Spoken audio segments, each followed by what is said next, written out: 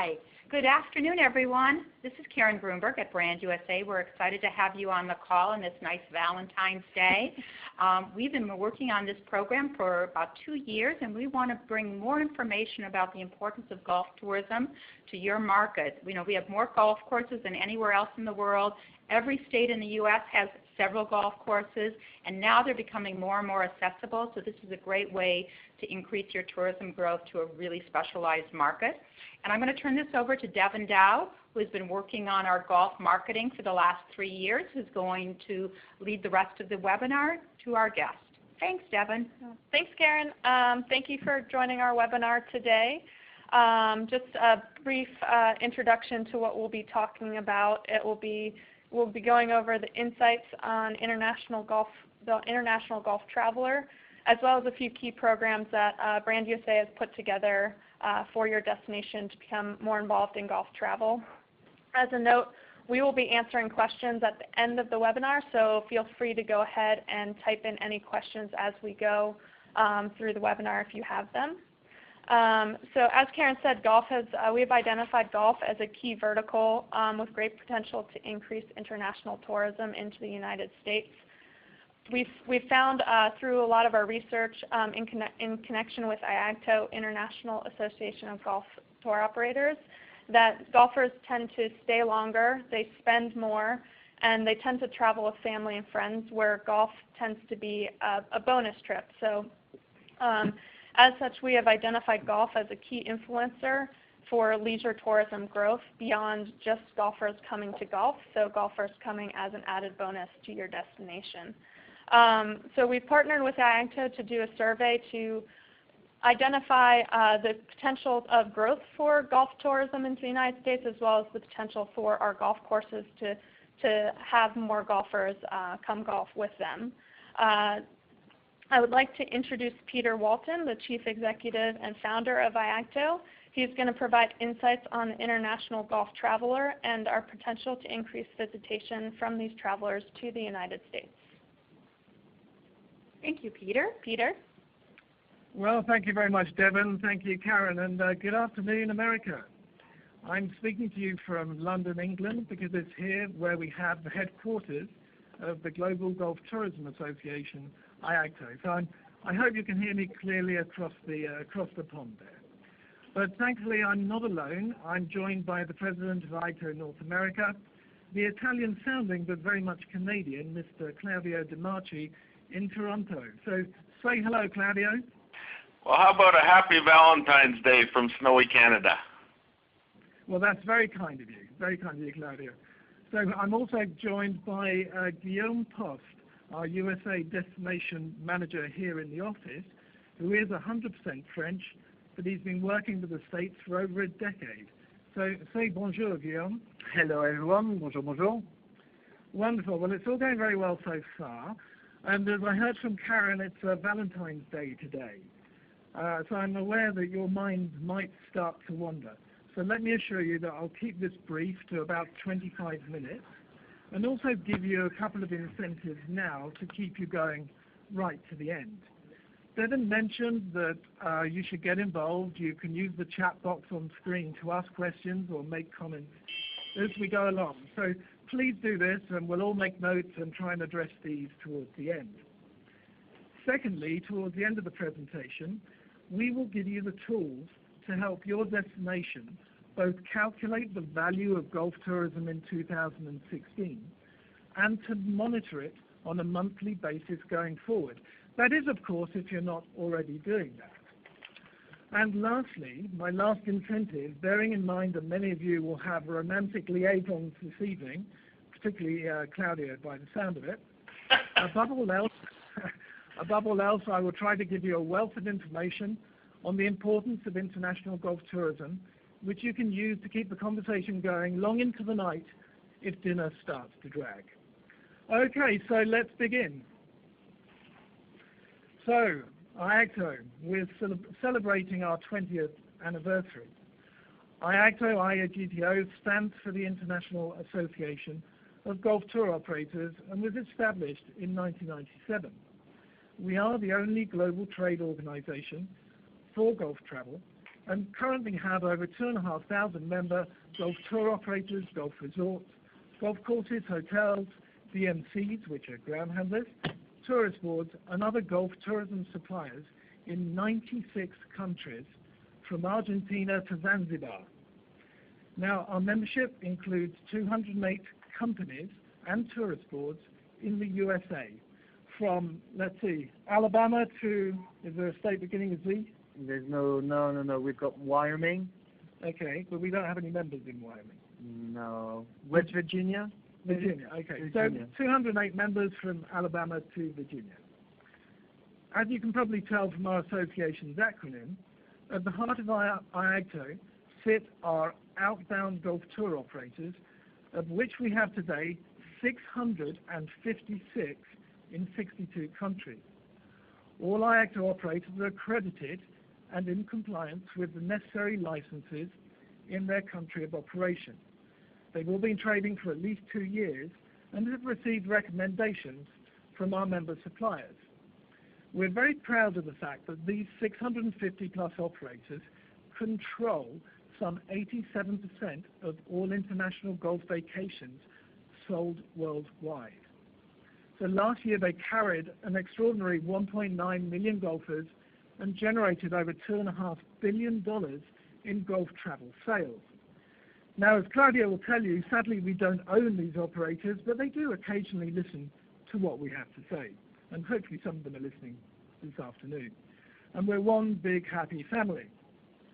All right, well, I can hear the dull thud of statistics bouncing off computers around the States at the moment, but before we move on, I do want to go back to that number, 650 operators, and highlight the fact that we know that at least 320 of these, so almost 50% in 49 countries, feature, promote, and sell golf vacations to the USA. So just let that sink in for a second. You may be thinking, how many of those 320 operators sell my state or my destination? Or perhaps you're thinking, are we getting our fair share of this very large pie? Okay, so from this slide, you'll see that globally, there are at least 56 million golfers. This is a fairly conservative figure. You'll see a lot of other organizations use figures above 60 million, but we feel this is the correct number for golf tourism. This immediately makes golfers a major sector of the traveling public, regardless of whether or not they travel for the primary purpose of playing golf. You'll see from this slide that 45% of the world's golfers are based in the USA. So at IAGTO, we deal with domestic golf tourism as well, but for the purposes of this presentation and for our work with Brand USA, we're going to focus entirely on the 31 million golfers residing outside of the USA.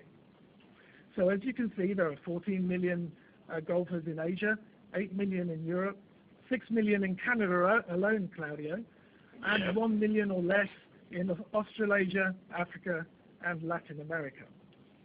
Now, our little country with 6 million, that's 20% of our population, though, so it's a very aggressive golf population. And I read somewhere today that the highest participation sport in Canada is golf, and that beats hockey. Is that true? That is correct. I'm glad you said that. Okay. Before getting starstruck by the sheer number of golfers, it's worth us taking a moment to consider how they can be categorized and how this impacts their vacation choices. So you'll see 4 little headlines there: regular golfers, avid golfers, golf vacation, and vacation golf. So let me just explain that. First of all, regular golfers are those that play enough to enjoy going on a golf vacation with friends, even though they may only play a few times a year. And this applies to a surprisingly large number of golfers who, like me, played a lot when they had more time, but perhaps less so when work and family takes over. But they can still pick up a set of clubs and enjoy a golf vacation with very little practice. So those are regular golfers. Avid golfers are kind of the honeypot in the golf tourism industry. These are the golfers that play frequently and are keen to challenge themselves and their friends on trips abroad, and who look forward to memorable golf experiences away from home. Okay? But there are also two different types of golf trip, and this is really very, very important because we use the phrase golf vacation perhaps a little bit too liberally. At IAGTO, we define a golf vacation as a trip where golf is the primary purpose of travel, the key motivational factor for the vacation. On such trips, you will usually find that the traveler plays every day or at least on most days. Okay, so that's a golf vacation.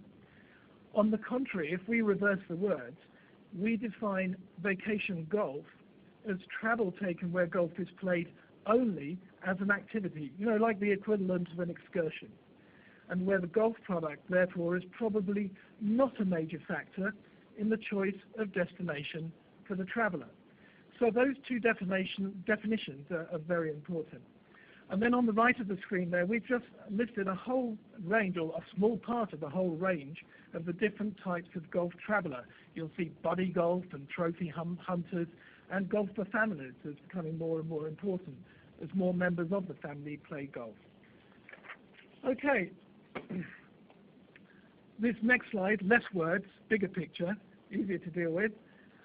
One remarkable and consistent statistic is that in established golfing markets such as the USA and Canada, the UK, Scandinavia and Germany over here in Europe, Japan and Korea in Asia, if you lined up all regular golfers back to back, 30% will be planning to take a golf vacation, where golf is the primary purpose of travel, remember, within the next 12 months. That's 30%. Try comparing this with other sports travel sectors or even other niche markets.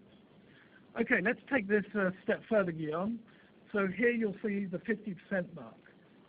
If you include vacations where the traveler plays golf, but where playing golf is not a motivational factor for the trip, this figure rises to 50% of all regular golfers.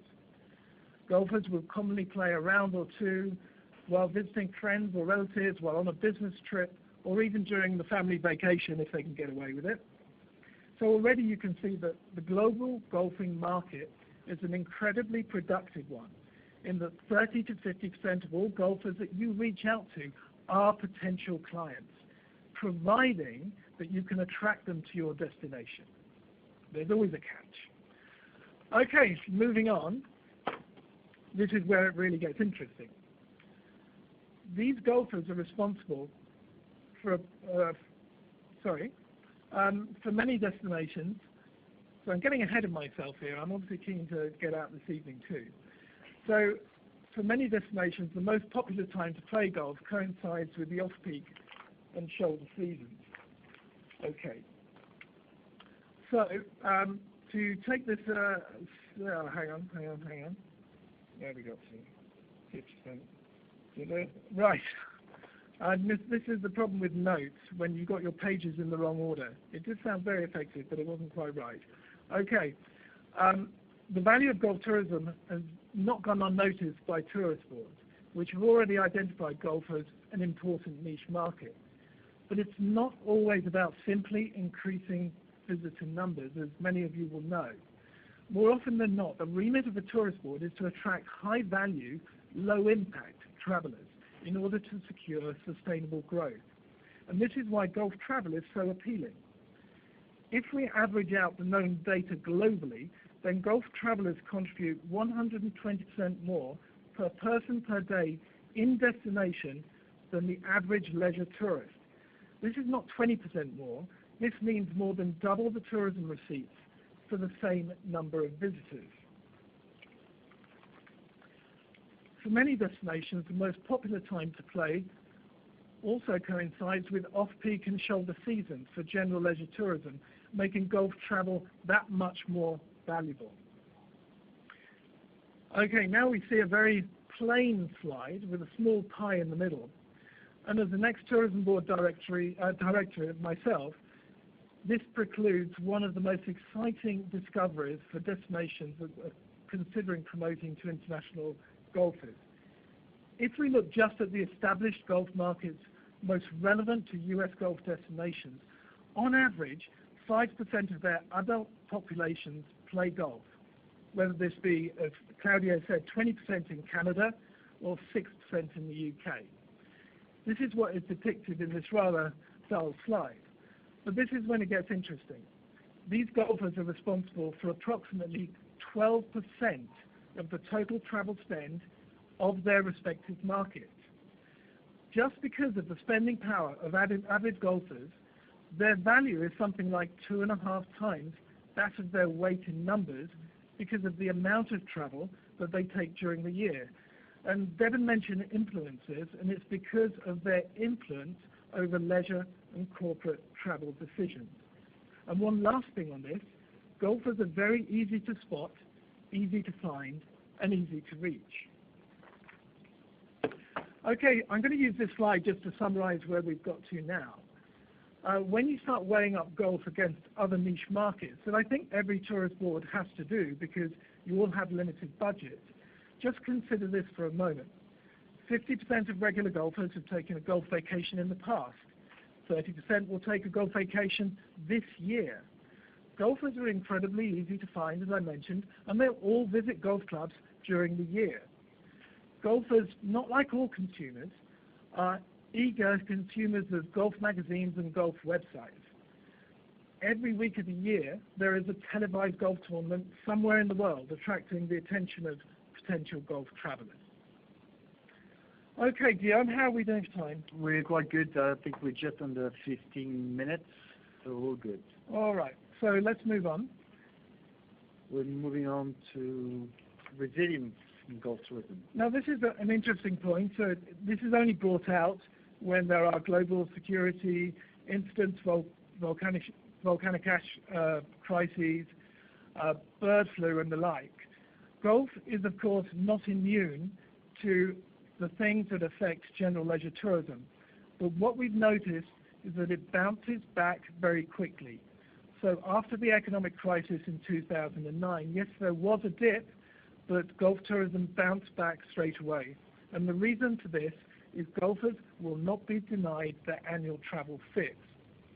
And then you'll see on this next slide, we've looked back a total of 16 years, and you can see these peaks and troughs. But at the moment, we're towards the end of how many? About 7 years of consecutive growth. So you can see the decline after 9/11 and then again in the 2009. But every year since 2009, golf tourism has grown. And those figures on top of the columns, that is the annual growth rate for golf tour operator sales. Now, the World Tourism Organization has recorded global tourism growth at about 4 to 4.5% for the last 4 years. So this is more than double that global leisure tourism rate of growth. So is it a bit different with the supplier sales? Well, yeah, that's the thing. Here on this slide, we can see that on average, our member suppliers, and we interviewed about 500 or 600 of them last year, on average, their growth was still pretty good. It was 4.5%, but that's half the growth rate for golf tour operators. And there's a simple reason for this. The product of a golf course or a hotel is finite. You have a fixed number of green fees or a fixed number of hotel beds to sell. So you can't double or treble your sales in a good year. So supplier sales and destination sales will always lag behind tour operator sales. But the key thing is you need to make sure that you're getting a significant part of the pie and that you're not below the 4.5 average. But I think it's important to say at this point that there are winners and losers all the time. We can paint a very rosy picture, but even 20% of our members, both suppliers and buyers, last year said that their sales were down or level. So that's something to bear in mind. Not everybody is going to be a winner. And what about for 2017 now, if you look at the future? Right. Well, actually, this is hot off the press because we carried out our end-of-year survey in January, and one of the questions we ask is, how do your forward bookings stand in January compared to the same time last year? And you'll see that the golf tour operators globally have reported that sales are 7.1% up. Now, that's very good, but it is actually down a couple of percent over the last 4 years. So I think there's a stabilization happening now. But the supplier number is actually very positive. That's one of the highest numbers we've seen in January over the last 3 years. So 5% growth is very good for forward booking. And let me just go through this one. Obviously, there are two ways to get business. You can only get business direct or through tour operators. Those are the only two channels. And it doesn't matter which way the business comes to your destination. But last year, we were able to determine by interviewing 350 hotels and golf courses that on average globally, 52% of their business still comes from tour operators. And whether your destination's business comes direct or through a tour operator will tend to depend on how close the market is, their form of travel, and whether they feel comfortable traveling independently to the destination. Right. I think this is the end of the first section. So we've only got two more to go, Guillaume. That's got to be good news. All right. Can I throw in something on the value of the members, of the golfers? Yeah, please do, Claudio. I was just, if you look at any type of demographic that you would want to come to your destination, I think that members of country clubs would probably be close to the top of the list. And basically what our tour operators are delivering are members of country clubs from around the world. And if you start to look at the impact that China will have to offer, then that will be an incredible boost for, I think, North American business. Yeah, I totally agree about that, Claudio, and particularly in the Americas, the country club business is incredibly important. And in fact, don't go away, because we're going to go now and look at a handful of specific markets and how they might impact golf tourism to the States. I was going to start with Canada, but we kind of covered that with the 6 million golfers being 20% of the population, a quite extraordinary statistic. And also about the average income of the Canadian golf traveler is actually double that of the average Canadian holiday maker. So that's a third piece of information there that should get everybody going after the Canadian golfer. But before you jump in again, Claudia, I'm going to move on. I'm going to move on to Mexico, Argentina, and the Latin American market. It is completely different. I think Devon mentioned the number of golf courses in the States. There are 15,000. There's only 150 in Mexico, so of course there are fewer golfers. There's only 50,000 in Mexico and 50,000 in Argentina, the two biggest Latin American markets. But what it does mean is those golfers and playing golf is still very exclusive. So their travelers, the golf travelers, are very wealthy, and that kind of applies to all Latin American travel. But one of the things about Latin America, not everybody picks up on the new market. I would say Colombia is the new market. It has the same number of golfers as Brazil, each having 30,000, and they're very keen to travel.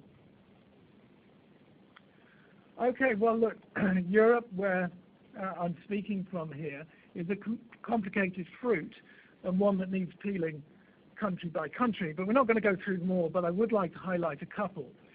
The UK and Ireland is without doubt the strongest outbound golf market, with double the number of golfers of its nearest rival. Some of you might be shouting the word Brexit out there, and of course that's going to have an effect, purely with exchange rates. But we think it'll probably impact golf tourism slightly less than general tourism altogether. Moving swiftly on from Brexit to Scandinavia and Germany. Some of you may not be aware that Scandinavia, and in fact Sweden on its own, is Europe's second strongest outbound golf market, just ahead of Germany. And I think, Claudio, similar to the Canadians, Swedes have a reputation for spending less on accommodation, but more on golf and F&B, probably a lot on the B. So that's something they have in common. And Scandinavia is definitely worth marketing together, bringing Finland and Norway into the mix, and even Denmark, because they have 3 or 4 months when they really cannot play on their home courses because of the snow. But whatever you do, don't try to prize them away from their courses in July and August, because it's just not going to happen. Okay? But there are some differences even within Scandinavia. I mentioned about low accommodation prices with the Swedes, but in fact the Norwegians have a reputation for booking 5-star deluxe properties. So you get differences even within a fairly generic market. And don't forget Denmark. It's a small country, but a dynamic and adventurous golf traveling market with 150,000 golfers. And just lastly on Europe, I'm going to mention Austria and Switzerland, because here, unlike most established golf markets around the world, the number of golfers is still growing rapidly, and they're spending a lot of money, which is what we all want to hear. Now, Claudio alluded to Asia a little bit earlier on, and for me, Asia is fascinating. Remember that they had 14 million golfers from that map we showed earlier on. The most important note here is that every Asian outbound golf market is different, and they cannot be put in the same pot. So you cannot have a single strategy for Asia. They must be different for every country. And that's why, as an association, we have our own office in China, and we have representatives in each of the major countries there. So aside from Japan and Korea, who I mentioned as established markets earlier, they go hand in hand with Singapore and Hong Kong. But the other countries in Asia are less established as outbound golf travel markets, and will tend to, at least in the beginning, limit themselves to iconic, well-known golf destinations and resorts. So please bear that in mind. I haven't mentioned China yet, but I'm about to do so.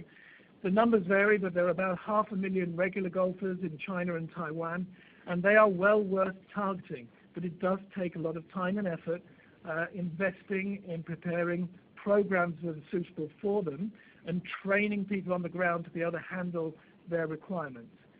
You also need to invest time in training what Devon called influencers, and also in managing expectations. But please, whatever you do, don't forget some of the other markets too. I'll just pick out Thailand. Thailand has 800,000 golfers and a newfound desire to travel to golf destinations beyond Southeast Asia. So it's a very exciting market if you've got the airlift and the access. So lastly, on the country-by-country slide, Australia and New Zealand. Very simple. They should not be overlooked because they have over 1 million golfers between them. But I would say that outbound golf travel is heavily dependent on the predominating exchange rate. Okay, so look, the purpose of this briefing is not to give you a pocket strategy that you can use for any destination in the States, but I do want to just showcase this principle or this mantra that IAGTO developed about 13 years now, in 2003. It's become known in the trade as, unfortunately, as the QAP principle, but it makes as much sense today as it did when we coined it back in 2003. And very simply, what we say is, outside of boom times, outside of the very best years, you will not succeed as a golf destination unless you score highly in each of these 4 areas. Quality, which is quality of product and service. Access, which can be everything from airlift to the gateway city to getting to the golf courses from the hotel, or even getting onto golf courses that are not open to visitors. Price, we don't care whether something's $25 or $250. It is about the comparison of the price to your neighbors you're competing with, and to other countries who are competing with the States. And lastly, as I always say, even if you score highly on quality, access, and price, but you don't tell anybody about it, you're not going to succeed. So that's something worth bearing in mind when you're working out your own promotional strategy. Okay. And we can help the strategy if required. Indeed, Claudio. We always come to you first when we need advice. You know that. There you go. We have now come to the final section. Over the past 15 years, we've helped produce the golf tourism strategies with some 33 countries and regions. And as Devon said, back in 2015, we were thrilled to be invited by Brand USA to help drive golf tourism to the USA. Now, the first observation could be made by anybody, and that is that, of course, the USA is not a single golf destination, but an incredible variety of destinations that will have a natural appeal to different markets. We therefore set about the task of benchmarking golf tourism to the USA region by region, so that we'll be able to assess year-on-year growth. This is actually good advice for any golf destination in the world, even for places that don't even know yet if they can be considered golf destinations. Secondly, it's essential for every golf destination to determine their own capacity for growth. This will help them determine the manageable target for sustainable growth in golf tourism. Well, thanks to the partnership with Brand USA, we were able to involve 70 CVBs, as you can see from the logos on this slide, and state tourist boards within a matter of weeks of the beginning of this U.S. National Golf Tourism Survey. And we worked with over 230 courses who provided us with invaluable data. And as a result of responses from our international golf tour operator partners, we were able to organize all of the states in the USA into 5 different tiers depicting current popularity in terms of international golf travel. You can see the Tier 1 states of Florida, South Carolina, Arizona, California, and Hawaii in green, and these were reportedly the most visited by international golf travelers according to our member golf tour operators. Tiers 2 to 5 provide just an indication of the relative popularity in 2016, but there is no empirical value assigned to these tiers, so this should be considered just a reflection of current business and current perceptions. And just for some very specific results from the survey, 96% of courses interviewed said they were keen to receive more domestic and international golf visitors, and it was interesting to learn that international golf travelers spend, on average, 18% more on F&B and retail than domestic U.S. visitors. And in the pie chart, you'll see that just under 10% of visitor rounds were played by international golf travelers. But I'm particularly interested in the green slice there that shows that 19.3% is the figure put on the average capacity for growth of all of the golf courses that we interviewed. And this is enough to treble the international golf visitor numbers. So if extrapolated across all tourism-friendly courses across the USA, this points to an opportunity worth hundreds of millions of dollars for America's tourism industry. Okay, so by now I hope we've been able to either reaffirm your confidence in the most important of sports travel sectors. For those of you new to golf tourism, maybe we've shone a light on what could be a new high-revenue, low-impact niche market for you. But the best is yet to come. In this last and final section, I'm now going to highlight 3 ways in which you can activate fundamental golf tourism marketing activities within the next 5 months. So you can see the slide that's been there for a minute or so. These are the final slides, and firstly, I need to ask you if you know what the current value of golf tourism is to your destination, either domestic or international. Don't be ashamed if you don't, because I can tell you that only 2% of golf courses interviewed in the States in our survey kept accurate records of visitor numbers. So if your answer is no to this question, and you don't know the value of golf tourism, then the good news is that we can provide you with the tools to find that out. We can also provide you with an online survey for you to pass on to the golf clubs in your destination to record their monthly golf visitor rounds, both domestic and international, in order for you to be able to track the progress of your golf tourism sales efforts. And because of our global monitoring of visitor rounds, there will also be the opportunity to measure the performance of your destination with the average performance in the USA and the performance of other countries worldwide. Now, all of this we provide on a complimentary basis to CVBs and state tourist boards because of our partnership with Brand USA to help drive golf tourism to the USA. So, Guillaume, to engage with this, just go to the website on the screen. Yes, it's there on the screen, IAGTO.com/brandusa. Okay, the second contribution that we can make is to help tourist boards connect with golf tour operators and media. And remember, I spoke a lot at the beginning about the importance of harnessing the value of golf tour operators. So IAGTO can put you in touch directly and personally with our 320 golf tour operators in 49 countries who are featuring, promoting and selling golf vacations to the States. We can also introduce you to 207 journalists of the International Golf Travel Writers Association and get your press releases out to 800 media in our global media network. So if this sounds like a plan to you, then I'd like to invite you to join 36 other CDBs and state tourist boards in the USA as a member of IAGTO. There is a catch, unfortunately, for this, because for those services we do have to charge an annual membership fee, but the good news is that that comes in at under $1,000 a year. And there's a website there on the slide should you want to find further information. Now, for my last slide of this presentation, I'd like you all to take a look at this because it's a very important event taking place in the States in June this year. You may or may not already be aware of it.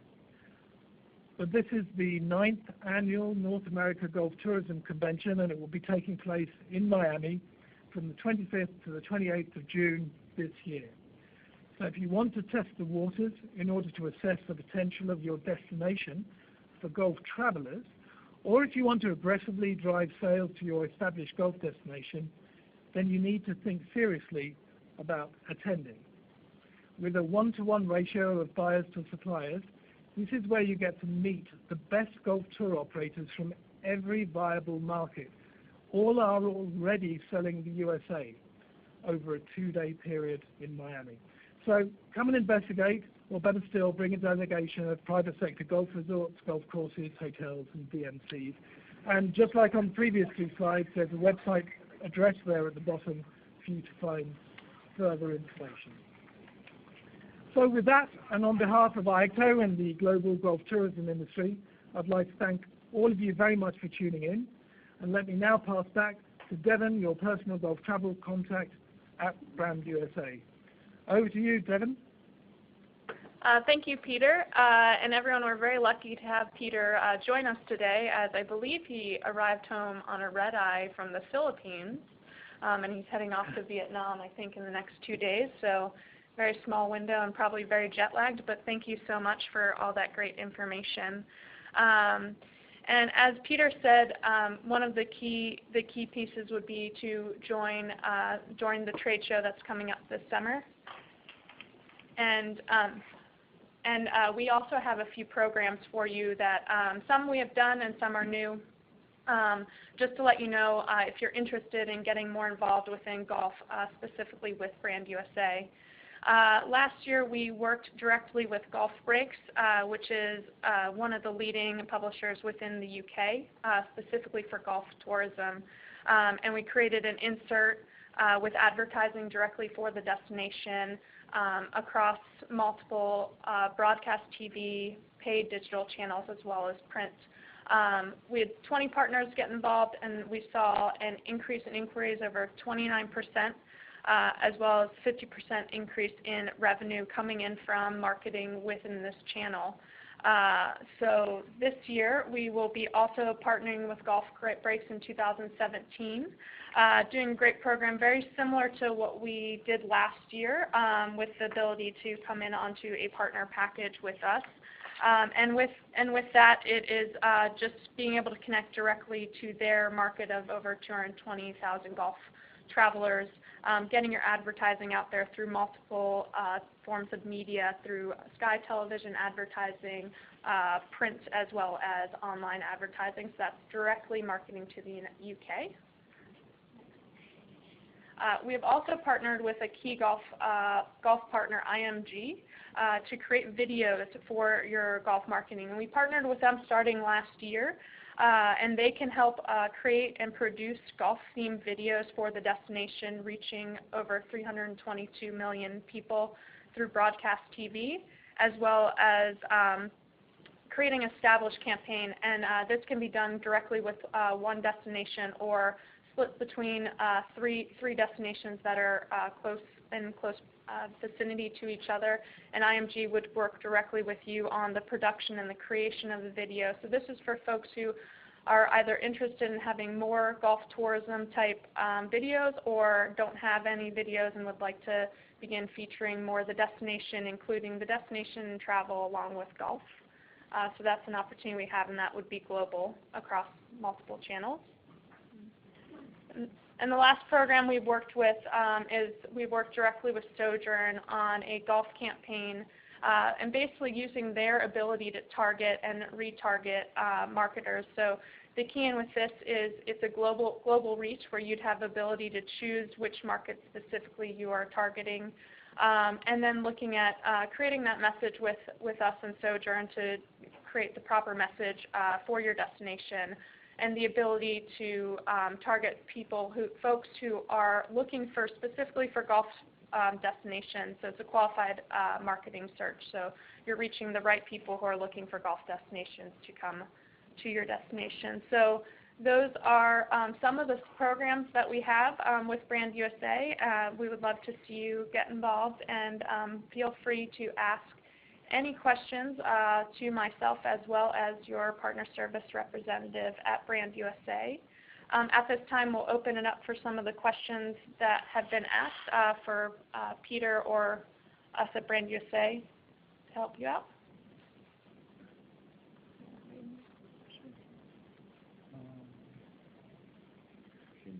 No, I don't. We had a question, but it's not very clear from Kevin. The question says, does IAGTO have revenue figures showing how much they have done in sales throughout each of the various U.S. categories? So we're not entirely clear what the question means. So we probably need a little bit more information on that, a bit of clarification on the question to be able to answer it.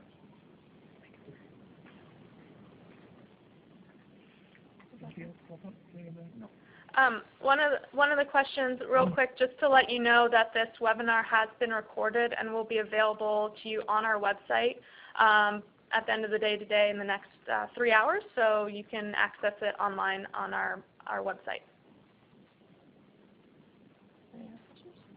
Thank you, Devon.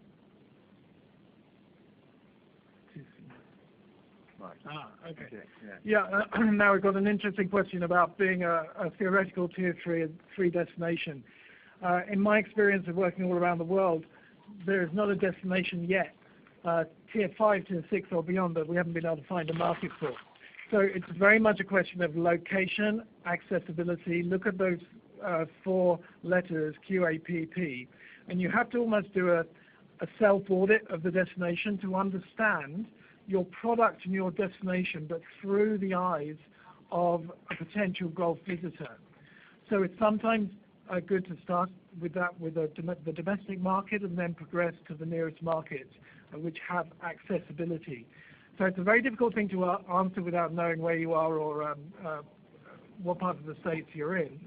But for example, if we're talking to people on the West Coast, I was just up in Bend in Oregon, and we saw a great opportunity to develop the Asian market, who tend to want to visit more than one state on their trip. So they might fly into Seattle, go down through Portland to Bend, and end up in Silverado and fly out of Los Angeles. Whereas you wouldn't get the same from a Latin American or European market. So it's actually quite fascinating to go through the process of first really getting to understand your own product before reaching out to other markets. So that's probably my main advice, but we'd be happy to help any CVB, any state tourist board go through that process. That's part of our service that we offer with Brand USA.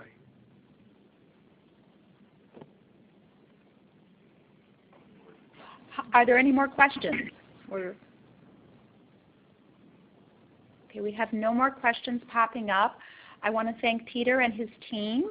And again, Peter, I know that you have not had any sleep in a couple days, coming back from Manila and leaving for Vietnam, working the international market. And I want to thank Devon and our team at Miles for creating some of these unique programs. And I also want to say thank you to our partner, Gary Edwards, who actually brought golf to us in the beginning and said, here's an untapped market, and really educated us on behalf of a destination. So Gary, if you're on the line, I think you're traveling today. Thank you so much. And I encourage you to reach out to your Partner Development and Services team member for more information. If you're going to just enter the market, I would also encourage you to attend the conference with the tour operators this summer. We went from about 15 to 20 participants all the way up to as many as are participating now, and it's a great way to really uncover how desirable your destination is, because the tour operators are looking for new and unique places to go to with multiple opportunities for golf. So thank you, and we'll see you again next month. Bye, Peter and gang. Thanks, everyone. Thank you very much, everybody. Thank you. Thanks. Happy Valentine's.